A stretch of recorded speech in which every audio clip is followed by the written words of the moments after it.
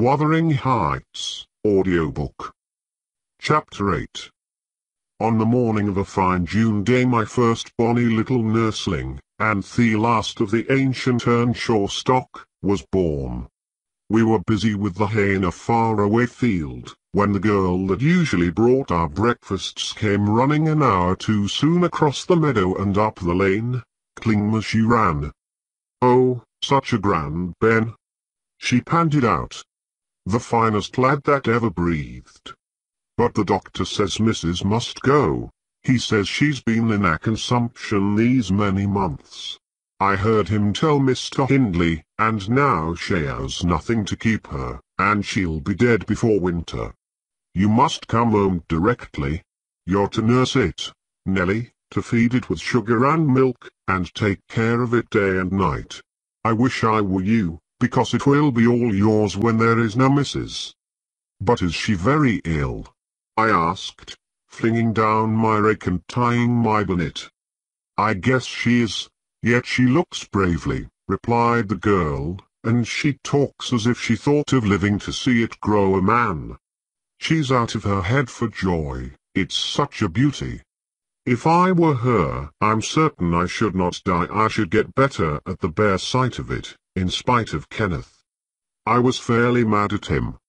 Dame Archer brought the cherub down to master, in the house, and his face just began to light up, when the old croaker steps forward, and says he Earnshaw, it's a blessing your wife has been spared to leave you this son.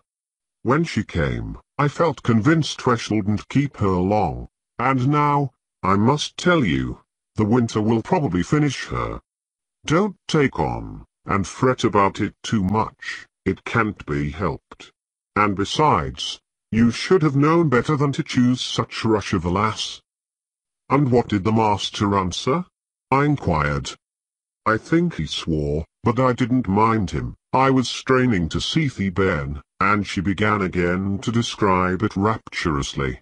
I, as zealous as herself, hurried eagerly home to admire, on my part, though I was very sad for Hindley's sake. He had room in his heart only for two idols, his wife and himself. He doted on both, and adored one, and I couldn't conceive how he would bear the loss. When we got to Wuthering Heights, there he stood at the front door, and, as I passed in, I asked, how was the baby? Nearly ready to run about, Nell, he replied, putting on a cheerful smile. And the mistress? I ventured to inquire. The doctor says she's... Damn the doctor! He interrupted, reddening. Francis is quite right, she'll be perfectly well by this time next week. Are you going upstairs? Will you tell her that I'll come, if she'll promise not to talk? I left her because she would not hold her tongue, and she must tell her Mr. Kenneth says she must be quiet. I delivered this message to Mrs. Earnshaw. She seemed in flighty spirits, and replied merrily, I hardly spoke a word, Ellen, and there he has gone out twice, crying. Well, say I promise I won't speak, but that does not bind me not to laugh at him. Poor soul! Till within a week of her death that gay heart never failed her, and her husband persisted doggedly, nay, furiously, in affirming her health improved every day. When Kenneth warned him that his medicines were useless at that stage of the malady, and he needn't put him to further expense by attending her, he retorted, I know you need not. Well, she does not want any more attendance from you. She never was in a consumption. It was a fever, and it is gone. Her pulse is as slow as mine now, and her cheek is cool.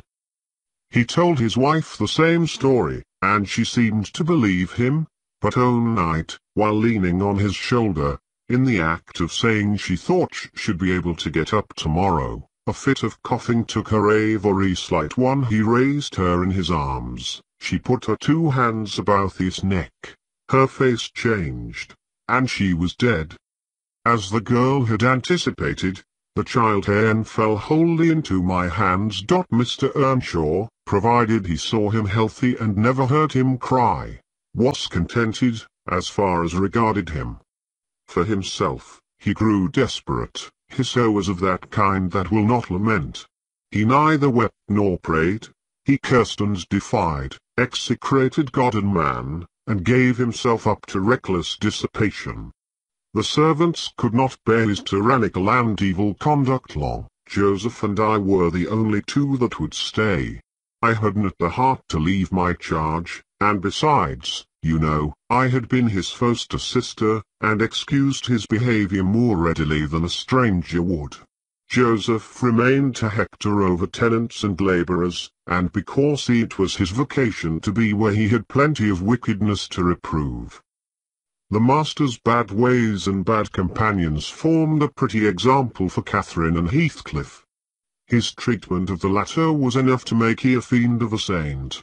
And, truly, it appeared as if the lad were possessed of something diabolical at that period. He delighted to witness Hindley degrading himself past redemption, and became daily notable for savage sullenness and ferocity. I could not half tell what an infernal house we had. The curate dropped calling, and nobody decent came near us, at last, unless Edgar Linton's visits to Miss Cathy might be an exception. At 15 she was the queen of the countryside, she had no peer, and she did turn out a haughty, headstrong creature. I only did not like her, after infancy was past, and I vexed her frequently by trying to bring down her arrogance. She never took an aversion to me, though.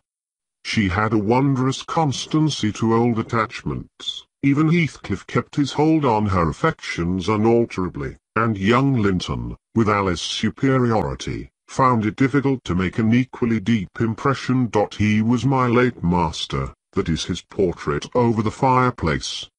It used to hang on one side, and his wife's on the other, but hers has been removed, or else you might see something of what she was. Can you make that out? Mrs. Dean raised the candle, and I discerned a soft-featured face, exceedingly resembling the young lady at the Heights, but more pensive and amiable in expression. It formed a sweet picture. The long light hair curled slightly on the temples, the eyes were large and serious, the figure almost too graceful. I did not marvel how Catherine Earnshaw could forget her first friend for such an individual. I marvelled much how he, with a mind to correspond with his person, could fancy my idea of Catherine Earnshaw. A very agreeable portrait, I observed to the housekeeper. Is it like? Yes, she answered, but he looked better when he was animated, that is she's everyday countenance. He wanted spirit in general.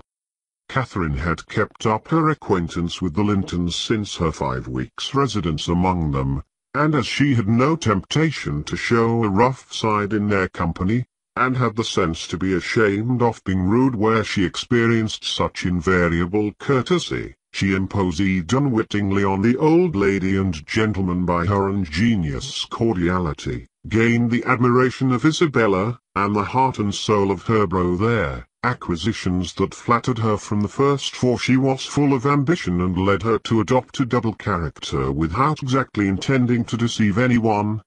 In the place where she heard Heathcliff termed a vulgar young ruffian, and worse than a brute, she took care not to act like him, but at home she had small inclination to practice politeness that would only be laughed at, and restrain an unruly nature when it would bring her neither credit nor praise. Mr. Edgar seldom mustered courage to visit Wuthering Heights openly. He had a terror of Earnshaw's reputation, and shrunk from encountering him, and yet he was always received with our best attempts at civility. The master himself avoided offending him, knowing why he came, and if he could not be gracious, kept out of the way. I rather think his appearance there was distasteful to Catherine. She was not artful, neither played the coquette, and had evidently an objection to her 2 friends meeting at all, for when Heathcliff expressed contempt of Linton in his presence, she could not half coincide, as she did in his absence, and when Linton evinced disgust and antipathy to Heathcliff, she dared not treat his sentiments with indifference, as if depreciation of her playmate were of scarcely any consequence to her. I've heard many laugh at her perplexities and untold troubles, which she vainly strove to hide from my mockery. That sounds ill-natured, but she was so proud it became eerily impossible to pity her distresses, till she should be chastened into more humility. She did bring herself, finally, to confess, and to confide in me. There was not a soul else that she might fashion into an adviser. Mr. Hindley had gone from home one afternoon, and Heathcliff had presumed to give himself a holiday on the strength of it. He had reached the age of 16 then, I think, and without having bad features, or being deficient in intellect, he contrived to convey an impression of inward and outward repulsiveness that his present aspect retains no traces of. In the first place, he had by that time lost the benefit of his early education. Continual hard work, begun soon and concluded late, had extinguished any curiosity he once possessed in pursuit of knowledge, and any love for books or learning. His childhood's sense of superiority, instilled into him by the favours of old Mr. Earnshaw, was faded away. He struggled long to keep up an equality with Catherine in her studies, and he yielded with poignant though silent regret, but he yielded completely, and there was no prevailing on him to take a step in the way of moving upward, when he found he must, necessarily, sink beneath his former level. Then personal appearance sympathized with mental deterioration. He acquired a slouching gait and ignoble look. His naturally reserved disposition was exaggerated into an almost idiotic excess of unsociable amorousness, and he took a grim pleasure, apparently, in exciting the aversion rather than the esteem of his few acquaintances. Catherine and he were constant companions still at his seasons of respite from labour, but he had ceased to express his fondness for her in words, and recoiled with angry suspicion from her girlish caresses, as if conscious there could be no gratification in lavishing such marks of affection on him. On the before-named occasion he came into the house to announce his intention of doing nothing, while I was assisting Miss Cathy to arrange her dress. She had not reckoned on his taking it into his head to be idle, and imagining she would have the whole place to herself, she managed, by some means, to inform Mr. Edgar of her brother's absence, and was then preparing to receive him. "Cathy, are you busy this afternoon?" asked Heathcliff. "Are you going anywhere?" "No, it is raining," she answered. "Why have you that silk frock on, then?" he said. "Nobody coming here, I hope?" "Not that I know of," stammered Miss, "but you should be in the field now, Heathcliff. It is an hour past dinner time. I thought you were gone." "Hindley does not often free us from his accursed presence," observed the boy. "I'll not work any more today. I'll stay with you." "Oh, but Joseph will tell," she suggested. "You'd better go. Joseph is loading lime on the further side of Penistone Crags. It will take him till dark, and he'll never know." So, saying, he lounged to the fire, and sat down. Catherine reflected an instant. With knitted brows she found it needful to smooth the way for an intrusion. "Isabella and Edgar Linton talked of calling this afternoon," she said, at the conclusion of a minute's silence. "As it rains, I hardly expect them, but they may come, and if they do, you run the risk of being scolded for no good." "Order Ellen to say you are engaged, Cathy," he persisted. "Don't turn me for those pitiful, silly friends of yours. I'm on the point, sometimes, of complaining that they but I'll not." "That they what?" cried Catherine, gazing at him with a troubled countenance.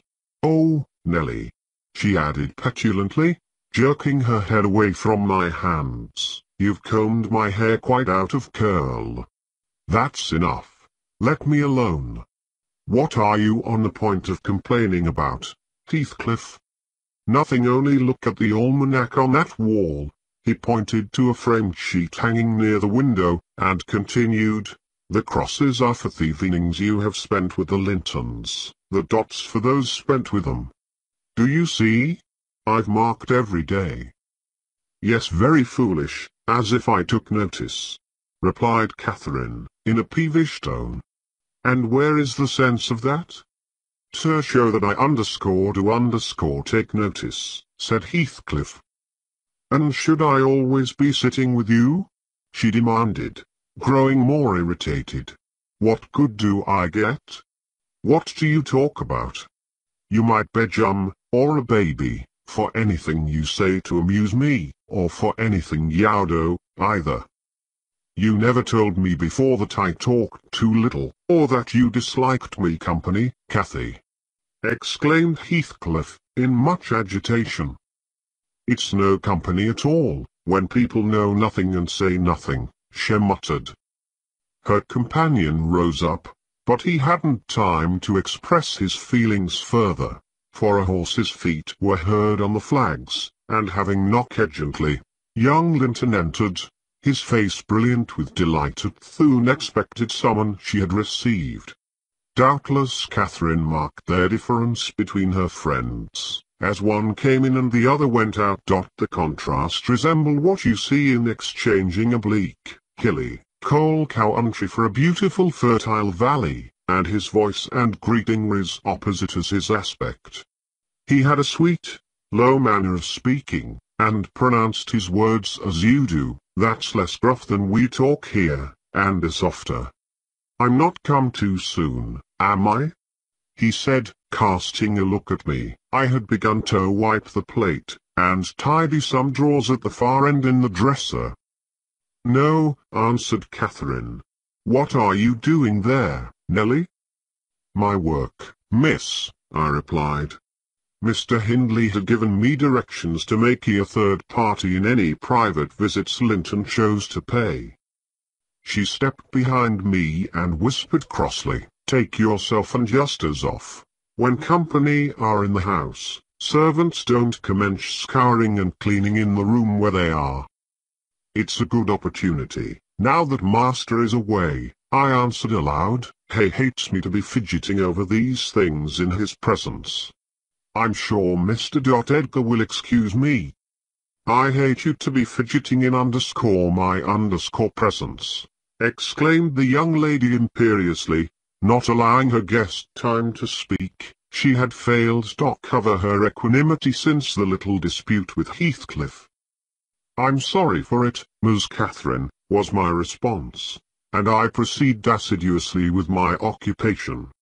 She, supposing Edgar could not see her, snatched the cloth from my hand, and pinched me, with a prolonged wrench, very spitefully on the arm. If said I did not love her, and rather relished mortifying her vanity now and then. Besides, she hurt me extremely, so I started up from my knees, and screamed out, "Oh, miss, that's a nasty trick. You have no right to nip me, and I'm not going to bear it." "I didn't touch you, you lying creature," cried she, her fingers tingling to repeat the act, and her ears red with rage. She never had power to conceal her passion, it always set her whole complexion in a blaze. "What's that, then?" I retorted, showing a decided purple witness to refute her. She stamped her foot, wavered a moment, and then, irresistibly impelled by the naughty spirit within her, slapped me on the cheek, a stinging blow that filled both eyes with water.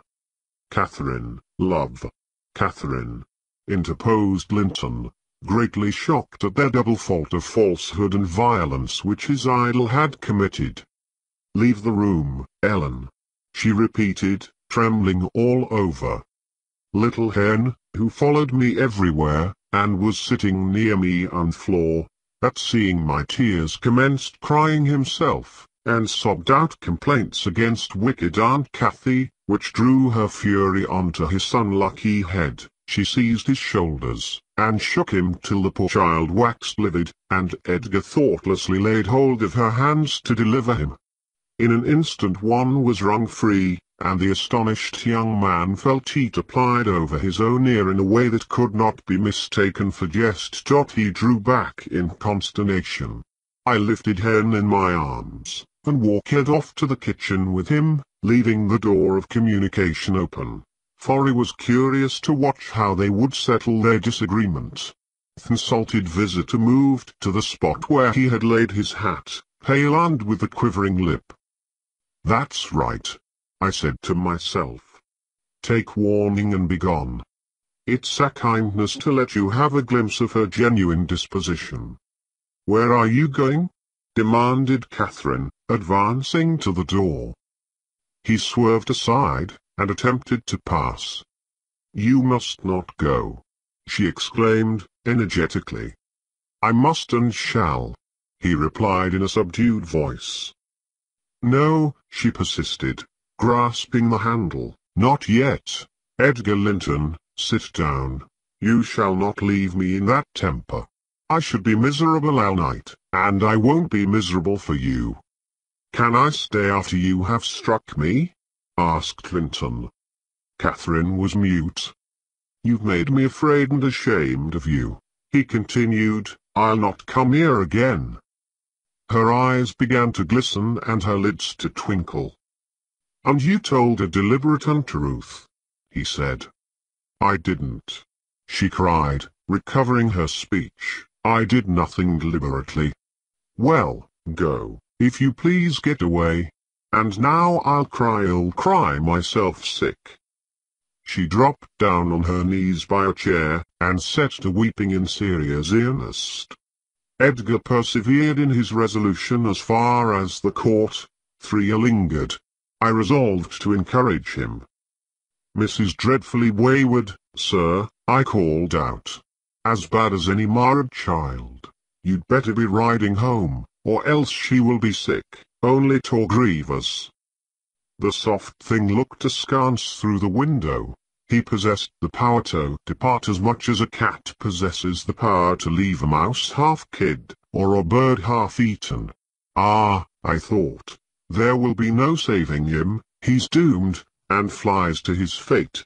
And so it was. He turned abruptly, hastened into the house again, shut the door behind him, and when I went in a while after to inform them that Earnshaw had come home a bit drunk, ready to pull the whole place about our ears, his ordinary frame of mind in that condition, I saw the quarrel had merely effected a closer intimacy, had broken the outworks of youthful timidity, and enabled them to forsake the disguise of friendship, and confess themselves lovers. Intelligence of Mr. Hindley's arrival drove Linton speedily to his horse, and Catherine to her chamber. I went to hide little Hen, and to take the shot out of the master's fowling piece, which he was fond of playing with in his insane excitement, to the hazard of the lives of any what provoked, or even attracted his notice too much, and I had hit upon the plan of removing it, that he might do less mischief if he did go the length of firing the gun.